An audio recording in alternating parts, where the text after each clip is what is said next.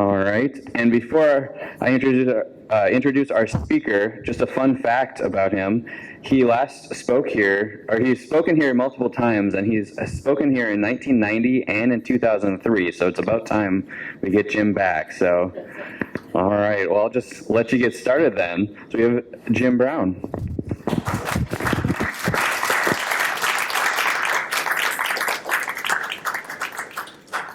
Thank you. Thank you, Josh. Can you guys hear me? No. I don't think it's turned on yet. Oh, do I turn it on? Hello. Yes or no? Now it is. Oh, hey. Actually, you know what? Testing. Your battery might be dying.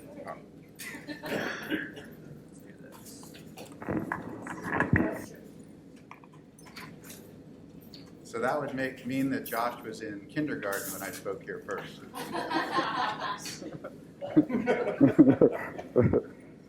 All right, how's that? That's better? Is that better? Nate, number one. More volume. Volume. Uh-oh, I hear it. I can hear it. Okay, thanks you guys. Thanks everybody for coming on a Saturday morning.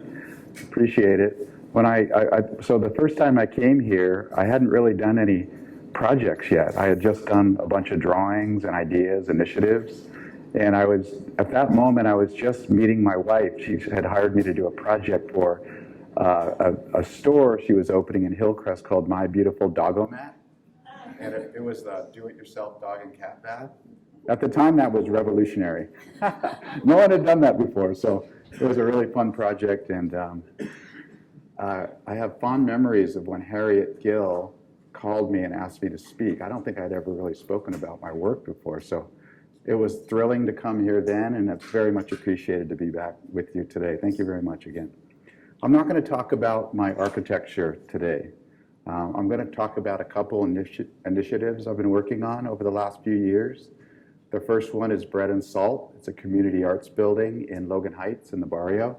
And I bought that building about... Excuse me 1 second. Oh, thank you. Yeah, I'm not going to sit down. I bought that building about 8 years ago and have been transforming it into... It's not quite there yet, so it's an evolving process. And then the second part of the talk, I'm going to talk about a place called Friendship Park. It's a really important meeting place on the border between San Diego and Tijuana. And it's continually at risk, especially now with the heightened security that we have to deal with. So those are the two projects I'll discuss. And if we could, we don't have to wait to the end to have questions. Anytime anybody has a question about something they see, you could ask it and we could talk about it right away. So the Weber Bakery, that we now call Bread and Salt, it was first started in 1897, believe it or not. At the time on the city block, there were 5 or 6 homes there, and one of the people living in one of the homes started baking bread and becoming very popular in the neighborhood and selling it out of one of the houses, the little bungalows. And so they built a storefront on Julian. And that was the start of what later became, it was Kramer's Bakery then, shortly thereafter. Kramer's Bakery, they went on to form Carl Strauss Brewing. It's all part of the same family. But over the decades, Weber Bakery built it up into a complete full city block. And this photograph at the top it was in the 40s. So it was substantially complete there, not completely done, but substantially done. And the photo on the bottom was what it looked like when we bought it 8 years ago. And we didn't exactly know.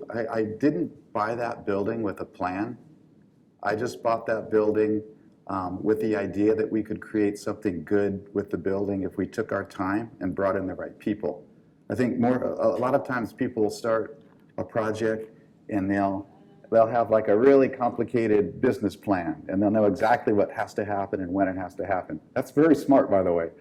But we had a couple things going for us. We had a long-standing relationship at my old office in University Heights with the Athenaeum, the really well-known music library and bookstore and art complex there.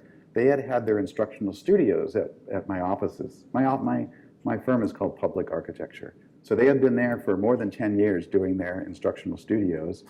And also in the back of my office, there was this really talented craftsman designer named Jason Lane of JXL Studios there. And he had been there for about 5 or 6 years. So when we all moved to Bread and Salt together, I convinced them to go. And I remember the Athenaeum was, of course, Jason said yes right away because he just needed a bunch of space for very inexpensive, and I was offering that. But the Athenaeum, and it was a funny thing, like 10 years prior to that, when I invited the Athenaeum to come to University Heights, several of the board members were wary of it because they thought it was too dangerous. Like I can't, it's like crazy. Like, you can't even imagine that. And then likewise, when I invited them to come to the barrio, more than several of the board members thought that it might not be the right idea. Like, it's too far away, it's too dangerous, all our cars are going to get broken into. But after coming in, I have to give props to Erica Torrey, who runs the Athenaeum. She was convinced from the beginning it was the right move. She said, we're going there. I'm going to put all my efforts and persuasion behind bringing the Athenaeum to this place because I see that it's something that's going to happen here that we're all going to love. So the name Bread and Salt, it comes in a lot of cultures. When people come to your home, you'll put out a little bit of bread and a little plate of salt to sprinkle on the unsalted bread. It's a way of greeting people. So it's a welcome. It's a sign that says welcome. It also has connectivity to our neighbor. There's the Calvary Baptist Church on one side of it. It's just that bright pink church that you can see from the freeway, kind of close to the Coronado Bay Bridge. So there's some connectivity in the name there. And then there's one more extra piece. It could represent the idea of a little bit of money and a lot of sweat equity and effort can make a project work together. So that's how the name was born. It was full of all this equipment when we bought it. Big, heavy industrial equipment. These were the mixers. That's how big everything was. The ovens themselves were 50 feet wide. 50 feet wide. I mean, huge equipment. It was all conveyor belt. It was from here, they used soya oil. The soya oil that were in this other really beautiful silo building, which is still there, and the flour would pour into these mixers, and from there it was all conveyor belts all the way out to the trucks. And it was 24 hours a day. It held a really important function in the community. I don't know how many people it employed, but a couple hundred at least. And we still get people to this day that come there and say, I just want to see where I worked, or my uncle worked here. We also get elderly people that come and say, when I was a teenager, I would come to my dances here. They would hold dances in a community room. And I say, I know the room you're talking about. And I'll take them up the stairs and I'll open the door to this big room we have up there. And they'll kind of like get this far. They're kind of transported in time. They get this funny looking into the distance look. They're like, you can tell they're having memories of that time. So one thing we had to do is we had to get rid of a lot of the equipment. It was unusable. It was jammed full of equipment, and it was like four feet between all these racks. So there was a plate on one of the pieces of equipment, the oven, and it had the manufacturer in London. So I looked them up. They were still in business. I called them on the phone and said, hey, I have some of your equipment here and he said, what equipment? And I told him what it was. He goes, oh, well, we haven't made equipment here in many decades, like many, many decades. But if you're looking to sell it, I can give you a number of this company in Ohio that might be able to help you. So I called this dude. I looked up the company and called him, and I said, hey, I have some equipment I want to sell. And they transferred me. After it took about 5 tries, I got to this one guy who's very bored sounding. Hello. I go, hey, I have some equipment. I just bought a bakery. He goes, okay, well, yeah, send me a picture. So I sent him 2 pictures, and like 1 minute later, he called. He goes, I'm flying out there tomorrow.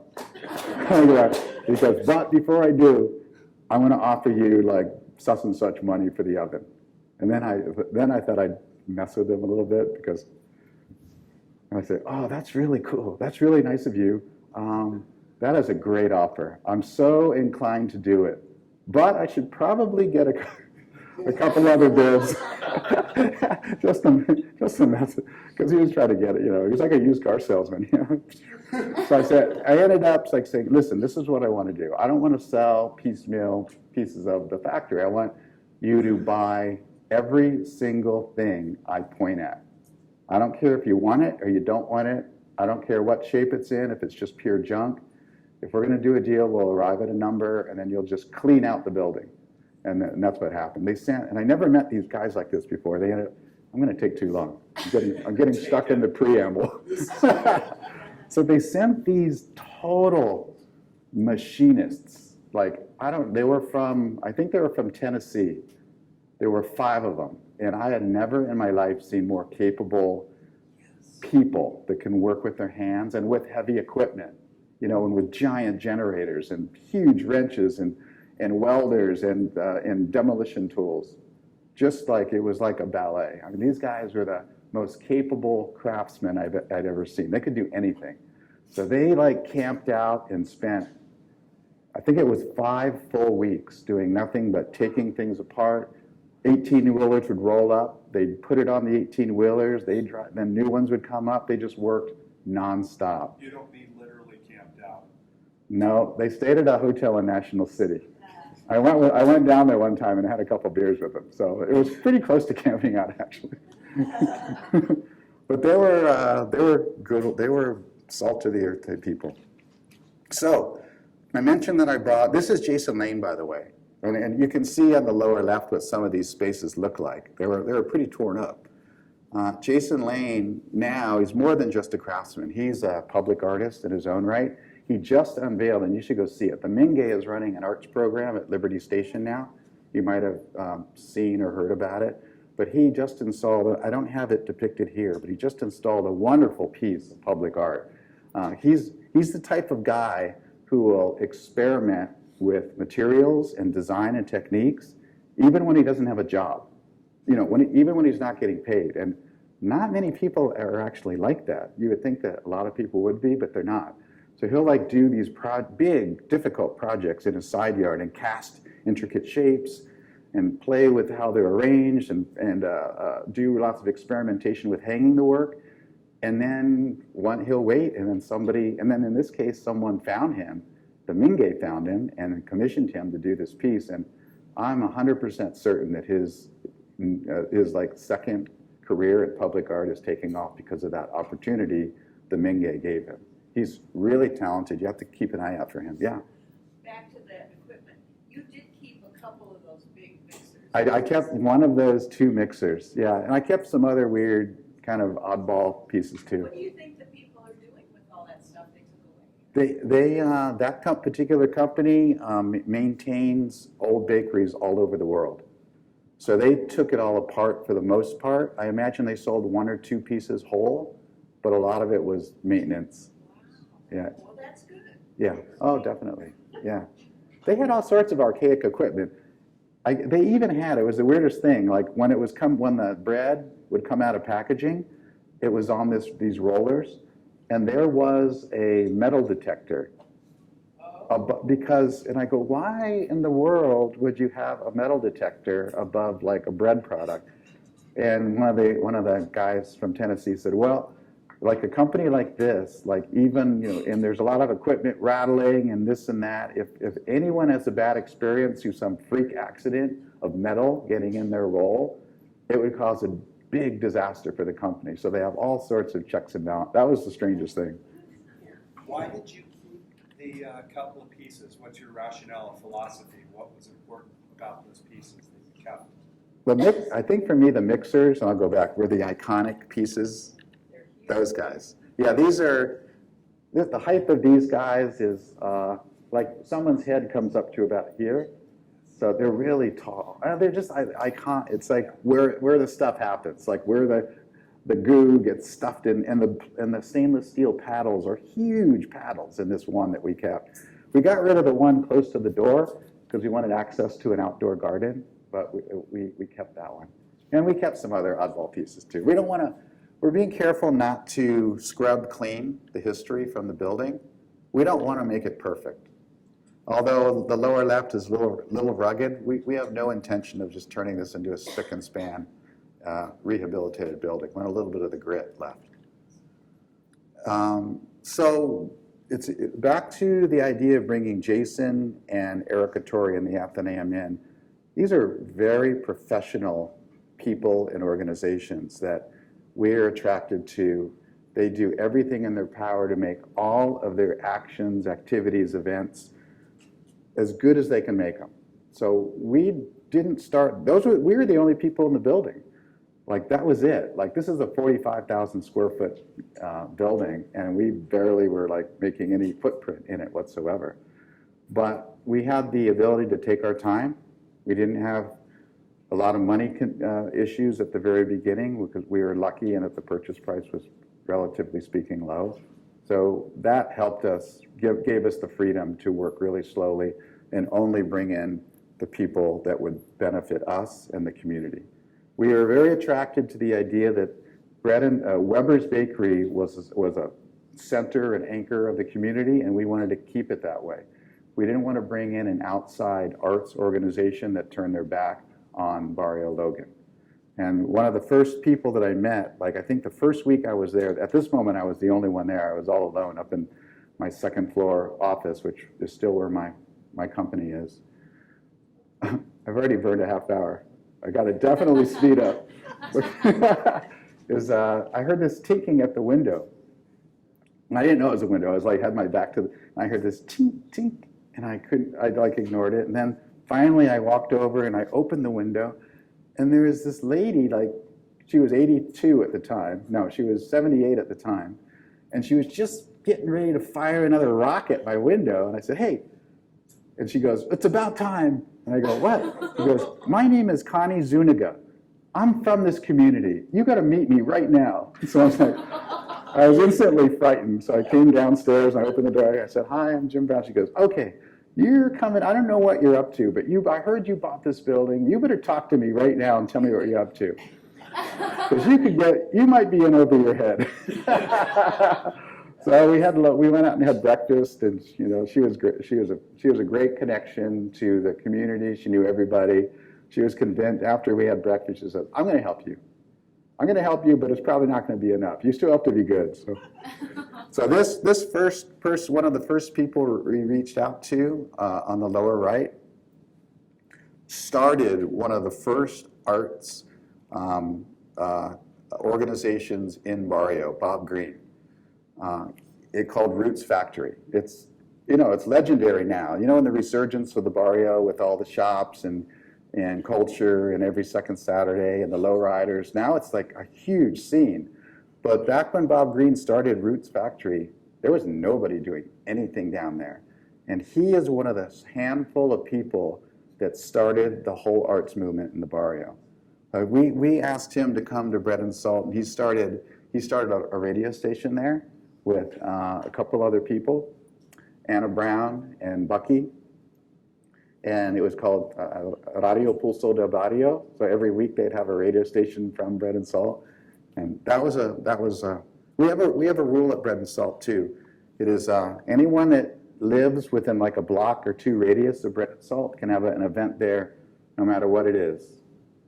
Could be 3 people, could be 50 people, could be 150 people, could be a birthday party or just a meeting or anything. I'll come down and unlock the doors and they can do it. And then as we kind of reach out, as people get farther away, it has to be definitely arts related, an arts related event. We have a big event space. It's 5,000 square foot. We have a super robust music program, all sorts of community meetings. I think tomorrow the USD choir is playing, and next week we have a significant event. We have 100 Loeb Fellows coming to Bread and Salt, coming to the region. The Loeb Fellowship is a graduate school design at Harvard program. So mid-career people apply to it from around the world. Only 10 people are selected every year. And those 10 people move to Cambridge. They live there for a year. They bring their families. And what the Loeb Fellowship asks of people is to return to their cities after that 1 year at Harvard and become a leader and try and change the city for the better. That's what they say out loud to them, so they have high expectations. So there's alumni of this fellowship. They go to a different city in the United States every year in the fall. So they're coming here to San Diego, Tijuana. So we'll host them at Bread and Salt Thursday night for reception. Friday, we'll spend all day in Tijuana. We'll go to Sakut for panels in the morning. End up at Friendship Park on the Tijuana side in the evening as the sun's setting. setting to have a final panel outdoors right on the border wall. Our topics are immigration, art, and housing.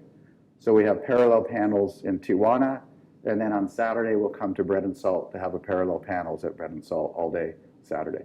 It's a really cool thing.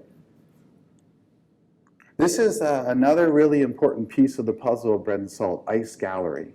Ice Gallery is an installation gallery run by these 4 artists from UCSD, and no, well, not only 2 of them are from UCSD, 2 are self-taught. They were running it out of North Park in an old ice factory at the corner of Upis and 30th, where, you know where that underbelly is, and there's a Jonathan Siegel project on the corner? They tore Ice Gallery down to build that Jonathan Siegel project. So these guys had, my wife and I, who live a couple blocks away, have been watching these guys, you know, for a few months and really enjoying their installations. They were doing all the installations, just the 4 of them. They weren't curating outside people. And we really admired the work. It was really different. You could tell there was incredible talent there. So when we heard that they were getting kicked out to make way for the new development, we asked them to come down to Bread and Salt and check it out.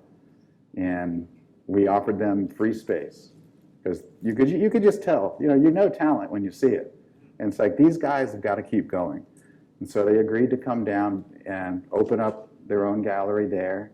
And in the meantime, we gave them carte blanche to have their own group show, just the 4 of them, in that space, which is a huge, huge space. This was before we had done any modifications to the space. It was all one big warehouse, you could have a rave there, but that was about it. So they picked their spots for their installations, and it was stunning. I mean, it really opened up Bread and Salt, you know, with with a bang. And they're still involved to this day. Now things have changed a little bit. The guy on the right, Michael Armstrong, he runs Ice Gallery by himself. And the guy on the left, Thomas DeMello, transitioned into first like Bread and Salt's kind of maintenance person in a way, like fixing things and building things and making sure things happen on time. And as we evolved over the years, he is our chief curator. He was working at the Contemporary Museum as the lead preparator there when we first engaged them at Bread and Salt. But after a couple of years, we convinced him to quit his job and just be our curator. And he did it. He did it at quite a cut. You know, there's nice benefits and stuff when you work at a big museum. So he took a leap of faith and left there, and 2 things happened great for him. His work, he got a bunch of shows. He had several. He's an artist. You know, he's not a curator. That's principally he's an artist. Side gig is curating. Yeah, and he had some significant showings in the public. He even showed at his own. He was in a group show at the Contemporary Museum where he used to be chief preparator. I think that was a really proud moment for him. Thomas DeMello, very talented. Another person to watch closely.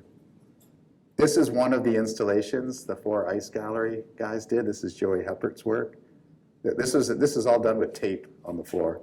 That was a beautiful piece. This was the piece that Tom DeMello did. He did a reductive piece.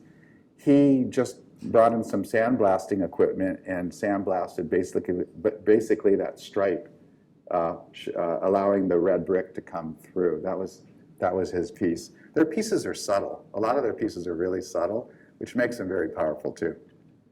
And this was Michael J. Armstrong's piece. Michael's the one that runs Ice Gallery now. It's a 3-dimensional piece. It has depth to it, like 8 feet of depth, but it kind of throws you off your balance because it has strange effects. We invited in the San Diego Museum of Art. They started an artist in residency program with us, and actually it was them that came up with the idea of funding Radio Puzzle del Barrio and putting money into that initiative. So a lot of things started to happen. When you have really good people together, like things start to happen by themselves. So the key is to allow it to happen and don't get in the way of it happening, and it will happen by itself. These are the 3 people from Radio Puzzle del Barrio. These are just some guys around the bell. So this guy on the left, Ricky, he was the security guard for Weber Bakery when it was closed down. It was closed down for 5 years between the time they declared bankruptcy and we bought it. And he was hired to kind of just make sure things didn't get broken into in those 5 years. And I knew him because he used to be the security guard at Woodbury University when they were downtown. So I walked into the building and I said, hey, and I couldn't quite place him. I said, I think I know you. And I said, where have I met you? He goes, well, I'm the security guard also at Woodbury. I go, oh, that's it. I know you. I just remember seeing you in the hallways and stuff. And I said, hey, we're going to buy this building. What's going to happen? Like, is this going to impact you? And he goes, oh yeah, I'll probably get fired. I'll probably lose, they won't have any other work for me. So a bunch of really strange things kind of started cascading, and before you knew it, he was like living in the building. He lived in the building for 4 years. I don't think that was smart, but it's something that happened. So that's why he used to roast turkeys and do all sorts of crazy things in the building. He had a tent. That's Ricky. Yeah, he had a tent set up like in a corner of it was crazy. I'm uncomfortable about that to this day. We have a lot of projects that go on. Via International is a key tenant. They're a nonprofit. They take students from different universities around the US. They bring them to Latin America to do service projects. And likewise, they bring students from Latin America up to the US to do projects here. They're also key, they're the financial sponsors for the Chicano Park Museum that's starting up. The city has given them a building. So they do a lot of great things in the community as well. Bonnie Wright, she's gone now from Bread and Salt, but she hosted Fresh Sound. Probably some of you have heard some of her concerts, experimental music, really, really beautiful, inventive stuff. Now she's at Liberty Station, but she was at Bread and Salt for years. Oh yeah, for a second we thought Bob Filder was hot and we supported him. That was a disaster. Yeah.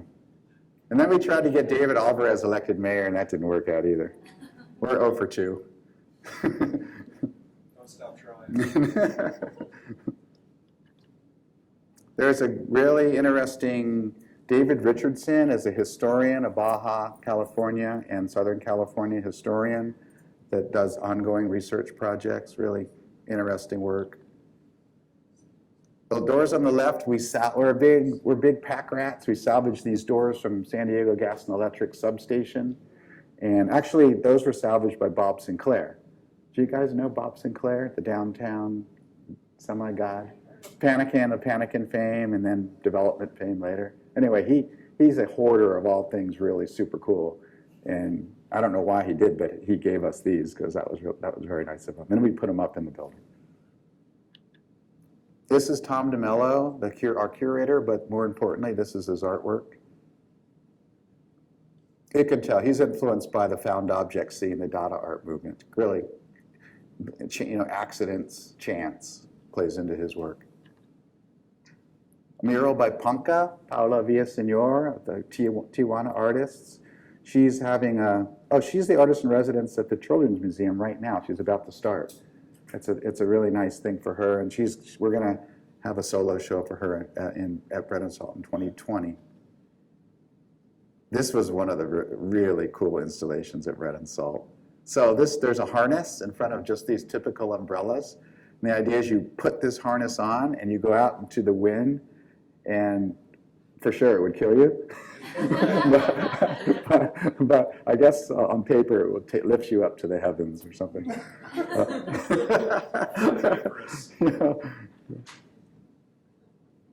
And the Athenaeum. The Athenaeum, then hidden like in the very corner of the Athenaeum, Sybil Rubottom has the premier print shop in San Diego.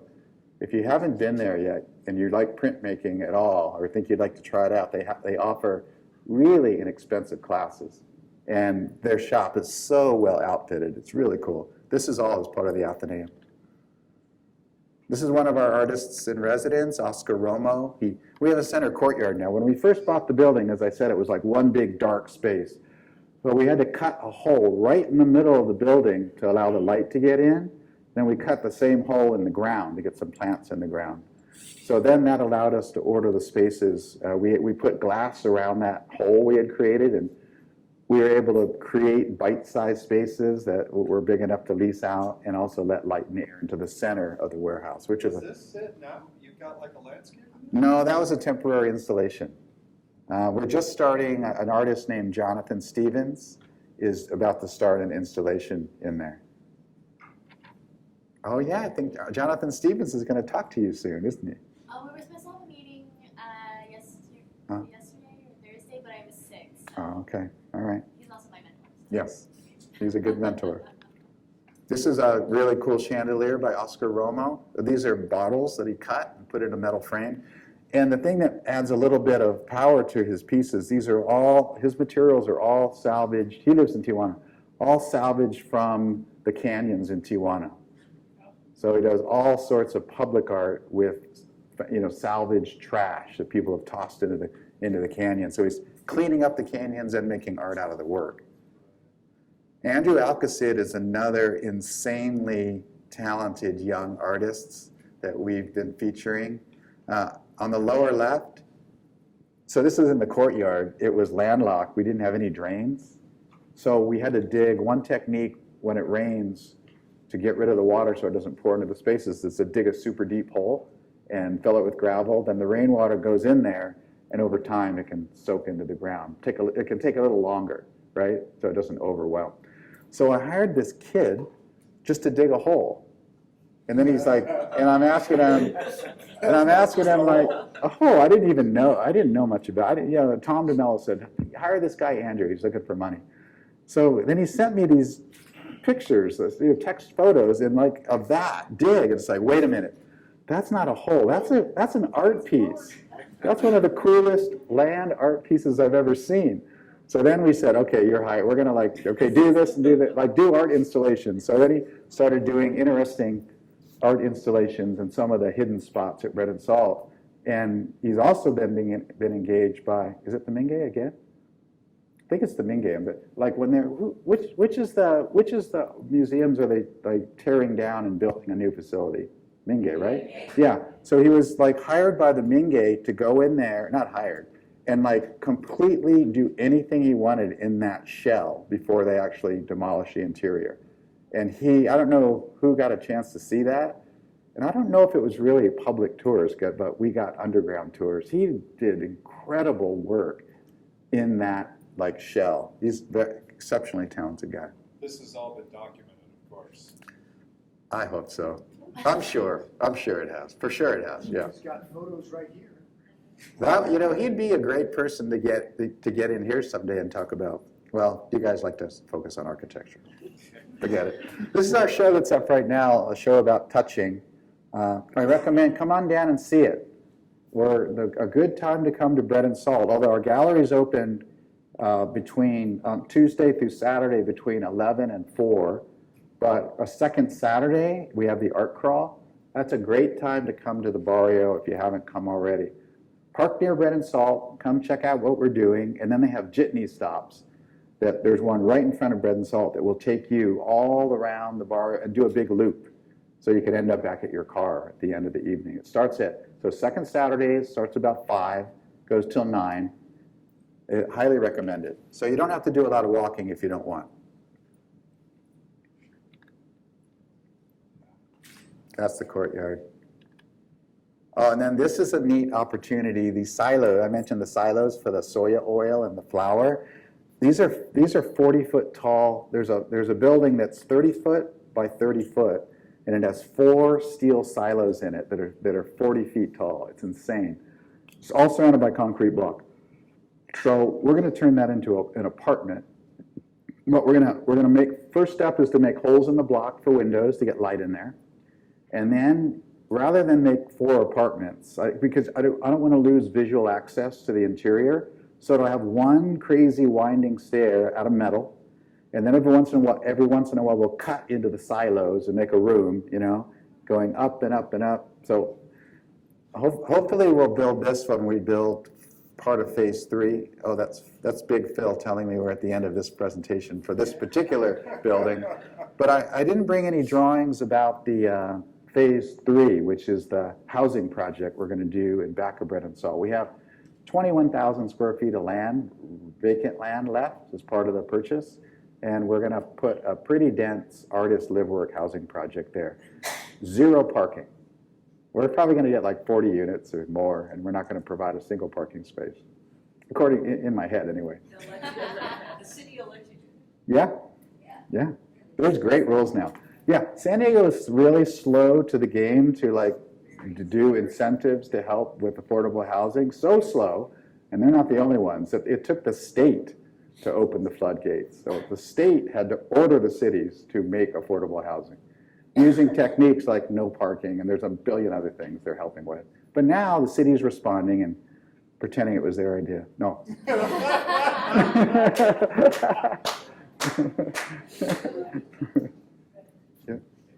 Just to give one piece of perspective, you kind of focused on how Weber's was the center of that community. Yeah. But with the industrial scale of it, you have to realize, like back in the 50s, it was the dominant bread brand in San Diego. Yes. So it was like a major, part of kind of part of the community. You lived here, you knew that brand. Yeah, absolutely. That brand. Completely. And that's a big hole. That's a big hole. So when the building was vacant for 5 years and we tentatively moved in, there was a lot of expectation. They thought, I don't know what they're going to do, because a lot of developers had put bids in on the building that we're going to tear it down, attempt to tear it down. And it was a risk. I kind of forgotten. The zoning at the time it had lost its right to be a factory.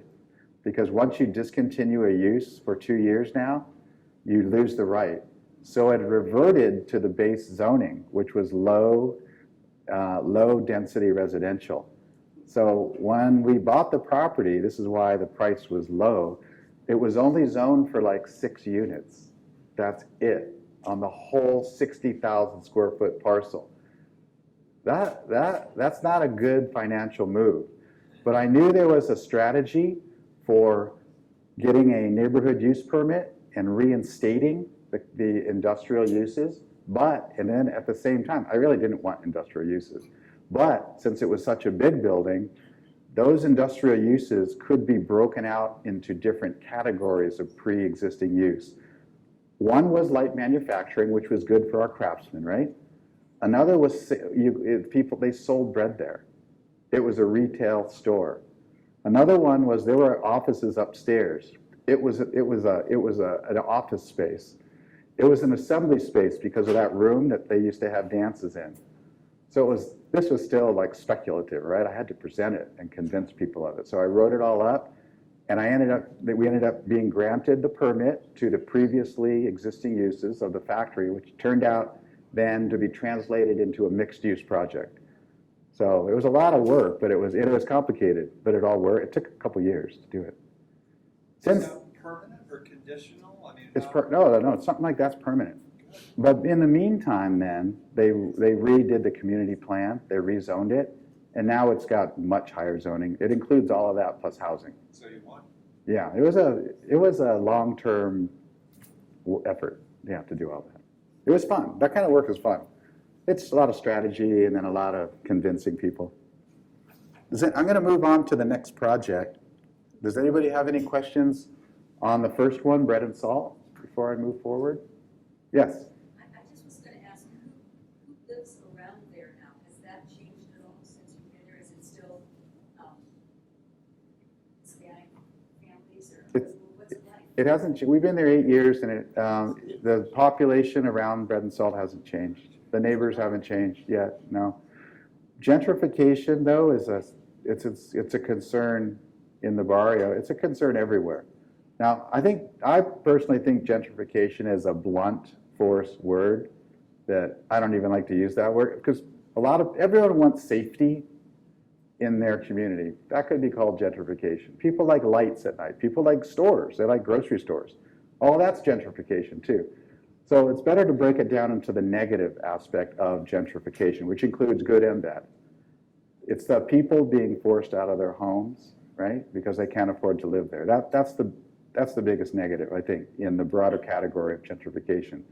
I recently met with the group from Barrio Logan because they're thinking about redoing their community plan again. They tried to do it a few years ago, and then remember the industrial forces on the port land started fighting with the citizens, and it all just fell apart. So I said, so there's strategies for deval. Essentially, you want to try and keep land from going up in value as fast as it wants to go naturally. There's a couple things you can do. You can write in the community plan that you will not allow any developer to put land together to form big projects. They have the power to do that. You could say, no land consolidation, period. Or you could say, land consolidation allowed only up to 14,000 square feet. Things like that. What's destructive to a lot of communities and is like if they allow developers to buy out a whole city block, right? And then so some low-income housing developer will come in and get all this money from the government to build a project that's not naturally affordable. It's only affordable because they're given millions and millions of dollars. And there are these big community crushing projects. That's not the right strategy. It's a terrible strategy. I'm getting off topic, but I know, yeah. Is the name Bread and Sea a play on Bread and Bread and Sea has been around way before Bread and Salt. Really? Yeah. I saw that you said 122 years, Bread and Sea's around. Oh no. Well, okay. Our building was called Weber Bakery when we bought it. Oh. So we changed the name to Bread and Salt 8 years ago. And Bread and Sea, thankfully, has been saving us for many years. So you're probably a play on Bread and Sea. Maybe. C It could be. means company, though. C means company. Oh. C-I. No. 122 years. Should I move to the next one? Yeah. Okay. Oh yeah, because okay, Friendship Park. Show of hands, who's heard of Friendship Park? Oh, everybody, a lot of people. Okay. So 10 years ago, in 2009, I was asked to join this group. And that is the moment when Border Patrol built a second parallel fence to the primary fence, about 100 feet away or so.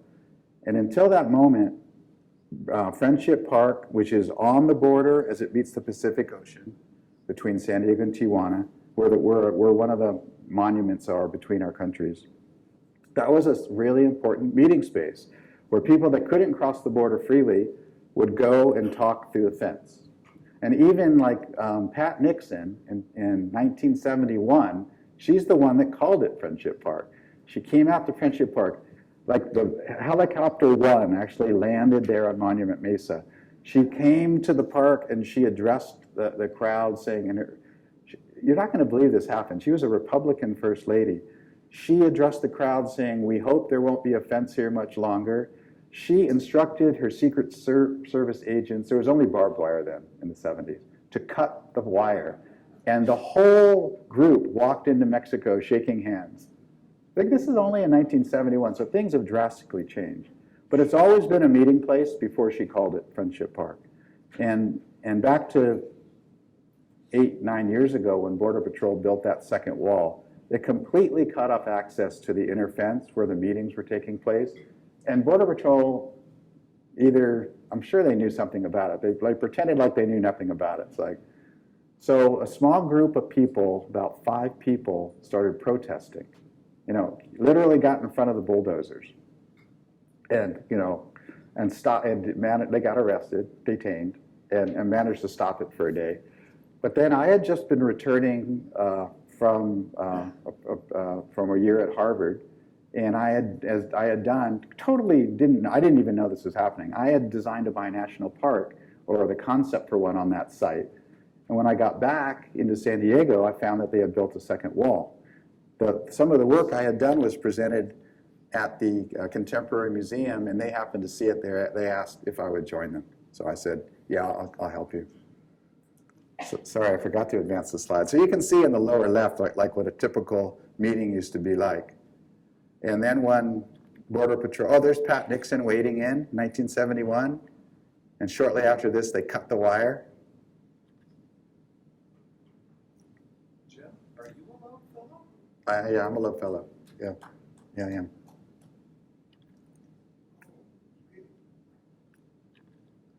So we've been negotiating with Border Patrol now for 8 years, and we were making advancements. So the park was only open in between the fences. It was only open on Saturdays and Sundays from 10 to 2. It's still that way. It's like 8 hours a week. That's it. And we had managed to put a proposal in to redo the outer fence and have a big section of it, like 100 feet long, slide open. So for big events, it was a more natural feel. We were basically working with the problems that we were given. We didn't have the power to do much more than that.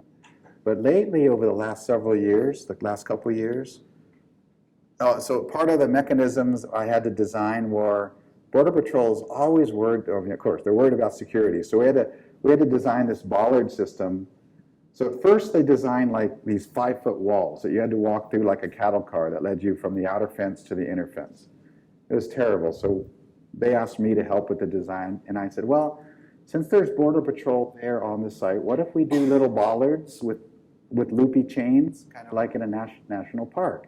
It does the same thing. If people step over them, Border Patrol can yell at them and kick them out, but it's a little bit more friendly. And then it has like pins that you can widen it out. If we go through periods, months of no problems, we can widen it fully out to the fullest extent. And they ended up saying yes, and we did that, and they stayed out there. But then, shortly after Trump took power, and I'm not a political architect, but Border Patrol started to get emboldened, and they cut down the number of people that they allow there. It's down to 10 at a time now, instead of 50. They have less and less staff available for special events, they say. It's gotten really bad. So we've been trying to negotiate in good faith with Border Patrol for all these years, but it's a losing game, and it's a losing skirmish, and I don't feel like we're doing the right thing for the people of the United States or for Mexico. So lately, we've been thinking about, back to the binational park idea, stopping our fixation with maintaining this little kind of sliver and getting back to the overall vision of the binational park. So the binational park, the scope of it will be really huge. It will be the entire Monument Mesa, the entire state park, usable part of the state park, and a like-sized piece in Tijuana. So it's so big that it encompasses the whole bull ring, many homes, and many businesses in Tijuana. So and it will be a pedestrian-only crossing, no cars, but it will be an official crossing. That takes an act of Congress. It probably won't happen today. But I think it will happen in our lifetime. Because, when things change, they change like that. It's really rare when things change incrementally. That doesn't usually happen. Usually, like, there's pressure, and everyone's perspective moves radically all at once. That's what's going to happen here. It's going to happen for sure. And I don't think having an international park is not a Republican or a Democratic thing. It's just something that benefits all of us. The best security we can have as a country is to show and exhibit our friendship with Mexico. This is what happens when you go there now. You can only touch fingertips, and you can barely even see the people on the other side. So and this is like the kind of choices we're given. Border Patrol said you could either get really close. And if you want to get really close, we're going to make little holes. Or you could get 5 feet back, and then you have to stand behind a fence. And then it will have bigger openings. So part of it's like this with the mesh, and then part of it is wide open, but you have to step back. So it's really difficult choices you have to make. Because you do want to get close, because you want to whisper you don't want your neighbors to hear you talk sometimes. But on the other hand, you want to see people, so then you get back in another place for that. It's entirely the most ugly, difficult situation you could imagine. So it's difficult for me as a designer to think I'm involved in this because it's not aesthetically pleasing.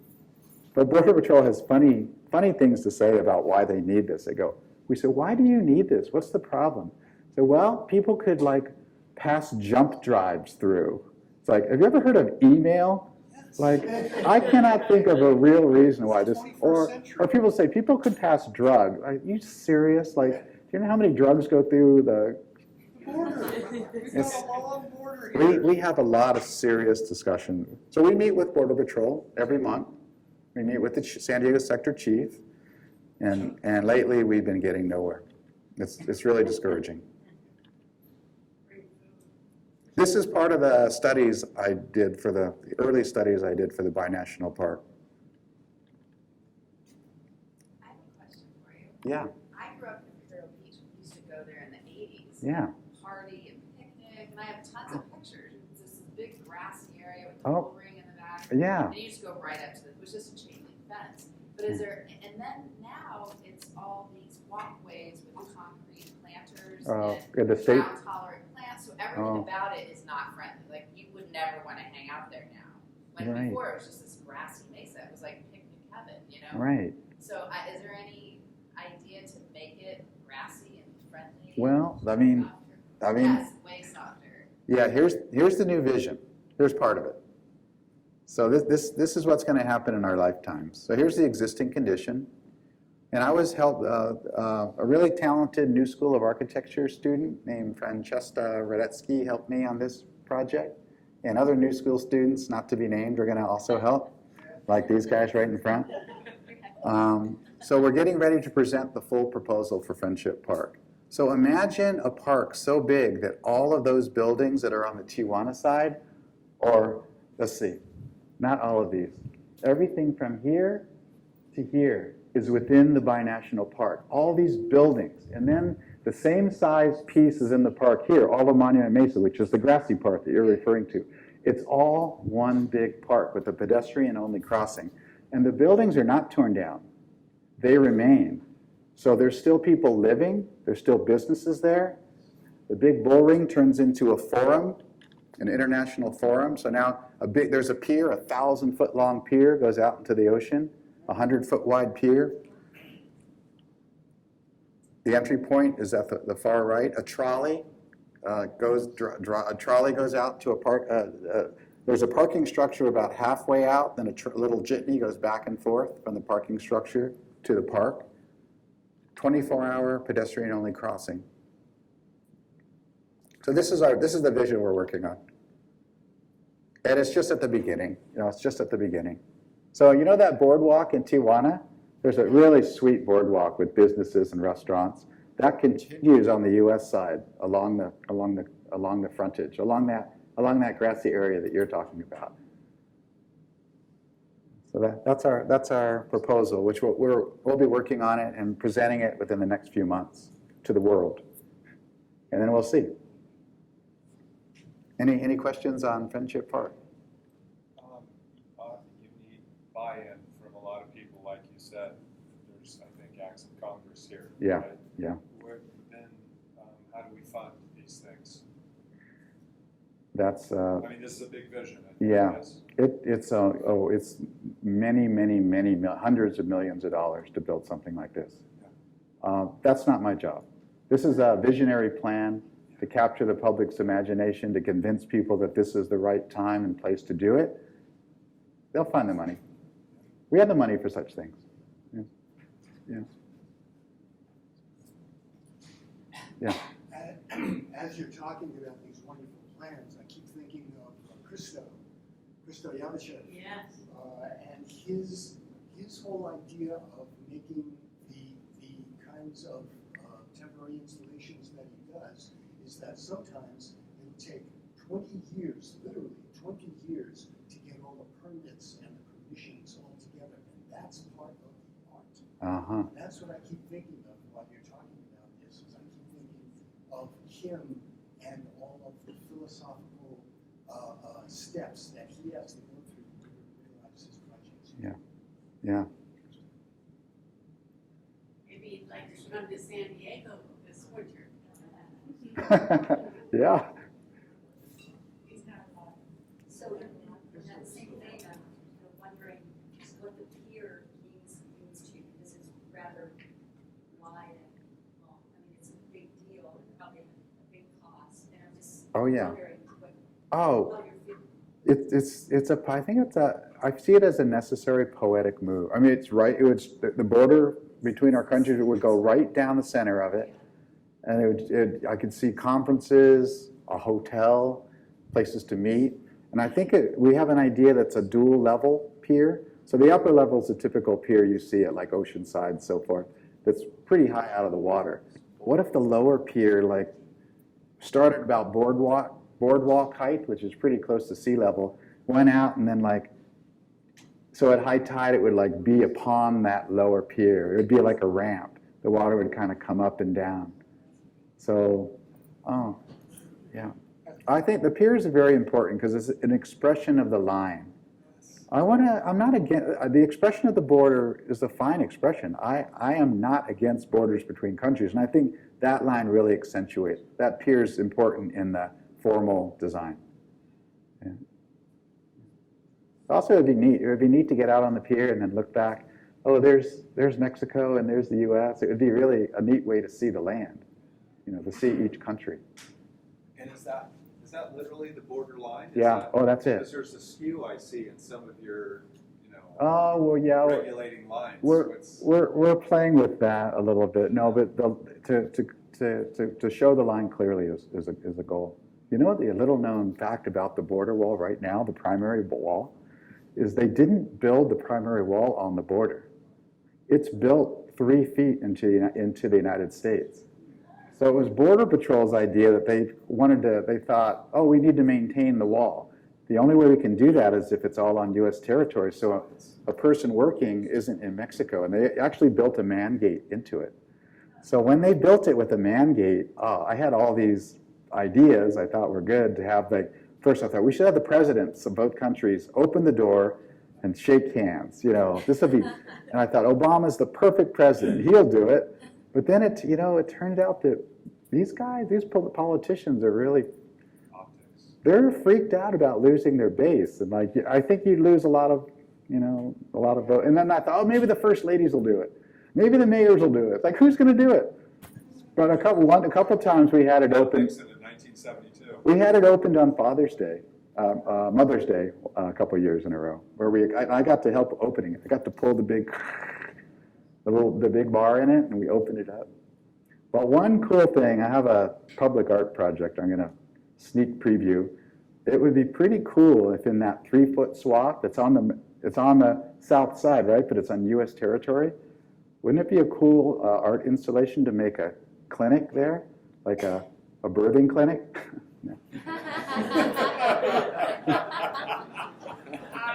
That would piss some people off.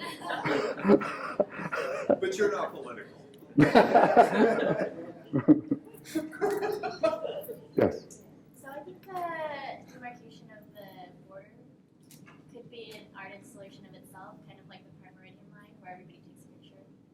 So you view, like, you're standing at 2 time zones, but you're standing, everybody wants to stand in 3 seats at once. Oh, yeah. The borders can be that artistic demarcation of where you're like, yes, I'm standing on 2 borders of 2 countries, and I can visually see it. Definitely, And yeah. it could be a huge tourist destination. Absolutely, yes. Parts of the wall on the Mexican side are painted as a mural. Yeah, Some of them are painted to blend, so the posts blend right in with the scenery, so you can't even see them yes. there. It's illegal to paint on the U.S. side, but the Mexicans don't have any problem with having all their artwork. It's beautiful, some of it. Yeah, yeah. And it's evolving too. It gets painted over after a while. Yeah. Mhm. The walls between Jerusalem and Palestine are the same. Jerusalem side, no paint. Palestine, lots of great artwork.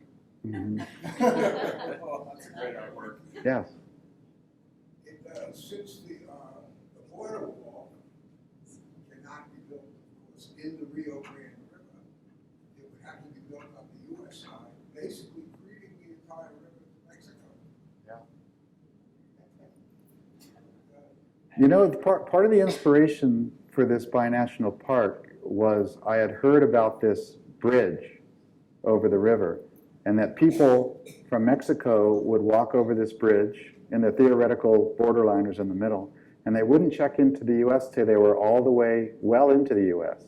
And likewise, the U.S. citizens would walking to Mexico wouldn't check into Mexico until they were well into Mexico. So that was the inspiration for the binational park, that funny quirk, that strange quirk going over the Rio Grande. Yeah. There's some of you may be interested in, on Sundays, the park is again open between 10 and 2, Saturdays and Sundays. This is a good time to go because it hasn't started raining yet. As soon as it starts raining, that estuary gets flooded and you can no longer drive all the way out there. It floods, even if it sprinkles in San Diego for 3 hours, it will flood the next day. So I encourage you to go check it out. It's free. I think you have to pay maybe the state park a little money to drive out there and park, but it's not much. Especially, there's a really moving church service that happens on Sundays, and it happens between 1 p.m. and 2 p.m. at the end of the visiting time. And there's a Reverend John Fanestill who's been holding church services out there for more than 10 years. So he'll meet another pastor, and they'll do what they do to consecrate. I'm not a religious person, I apologize. I don't know how to describe it. But they'll get the materials in order, and then John will go to Friendship Park, and the other person will go into Mexico, and they'll be on both sides of Friendship Park, and they'll have a church service through the fence. It's tomorrow at 1 p.m. I highly recommend you go. It's incredibly moving. Not a lot of people go, but it's pretty cool. Could you describe how to get there? Oh, yeah. From here, very easy. Get on the 5, go south, get off on Dairy Mart Road. Do you remember that exit? Yeah. Go west, and just go west until you'll get to like the state park's ticket booth, right? You'll just drive through and you'll pay your $5 or whatever and keep driving out and park, and Friendship Park is 50 yards from the parking lot. It's really, really easy this time. But once it rains, then you got to park way out, and it takes an hour to hike there. So this is the time. I think this weekend and next weekend for sure that the weather looks good. But after that, who knows as we get into fall. But like tomorrow would be a perfect time. The weather's going to be gorgeous out there. It's very moving. It's the idea that it's done through the fence. It's something to see. It's really something to see. Well, thank you very much, everybody. I appreciate your time. Oh.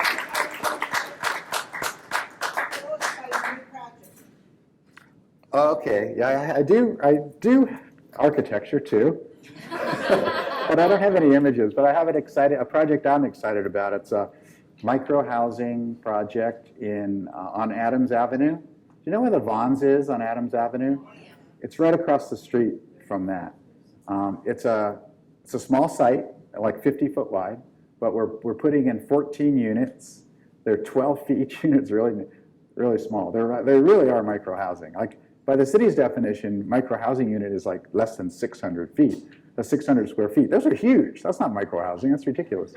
These are like 250 square feet. So and they're 12 feet wide, but they're 20 feet tall, and with soaring windows. And then to make up for the lack, because there is a lack of hanging out space, right? You pretty much like cook, shower, and like stand around till you go to bed, I guess.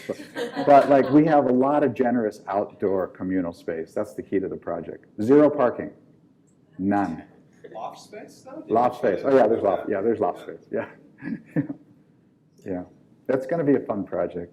What stage are you? It broke ground yesterday, so it's going to take 14 months. Yeah. Is it rental or? It's rental.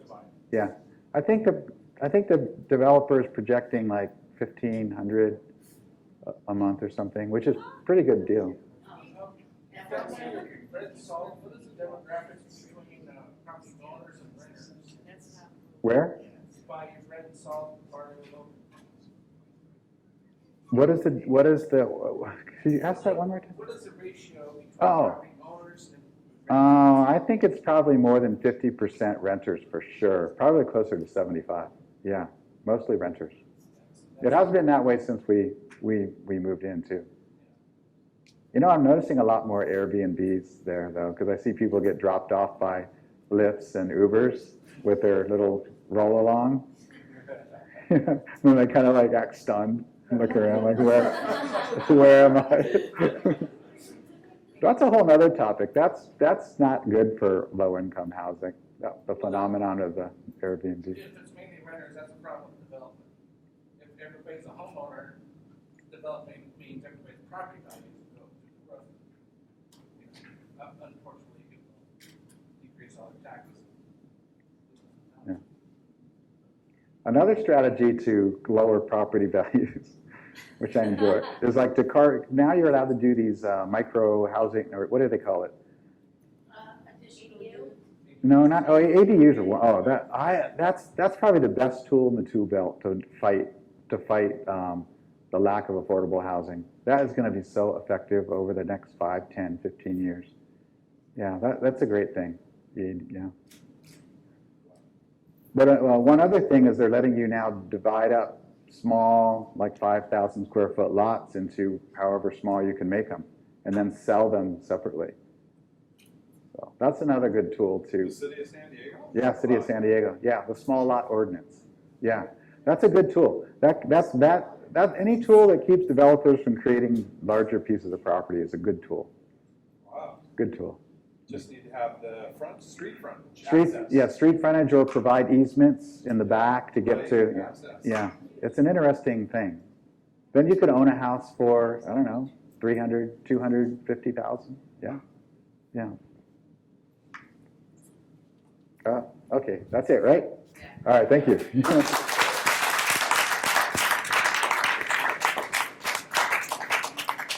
Thank you very much, and we have a book for you.